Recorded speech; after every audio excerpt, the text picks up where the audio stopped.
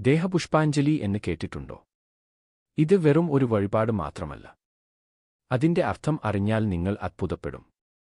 ദേവീക്ഷേത്രങ്ങളിൽ നടത്തുന്ന ദേഹപുഷ്പാഞ്ജലി എന്തിനാണ്? പലർക്കും അറിയാത്ത ഒരു സത്യമാണ് ഇത്. ദേഹപുഷ്പാഞ്ജലി ചെയ്താൽ എന്താണ് ഫലം? അതിന്റെ യഥാർത്ഥ അർത്ഥം അറിയാമോ? പൂക്കൾ സമർപ്പിക്കുന്ന വഴിപാടാണെന്ന് കരുതുന്നുണ്ടോ? ദേഹപുഷ്പാഞ്ജലിയുടെ അർത്ഥം അതിലും ആഴമുള്ളതാണ്. ദേവിയുടെ അനുഗ്രഹം തേടി ആയിരങ്ങൾ ചെയ്യുന്ന ഈ വഴിപാട്. ദേഹപുഷ്പാഞ്ജലി എന്താണെന്ന് അറിയാം. ദേഹപുഷ്പാഞ്ജലി എന്താണ്? ഇത് പൂക്കൾ മാത്രം അർപ്പിക്കുന്ന ഒരു വഴിപാടല്ല. സ്വന്തം ശരീരവും മനസ്സും ജീവിതവും ദേവിയുടെ പാദങ്ങളിൽ സമർപ്പിക്കുന്ന ഭക്തിയുടെ പ്രതീകമാണ് ദേഹപുഷ്പാഞ്ജലി. ഈ വഴിപാടിൽ ഭക്തന്റെ പേരും ജന്മനക്ഷത്രവും പറഞ്ഞ് ദേവിക്ക് പ്രത്യേക അർച്ചന നടത്തുന്നു.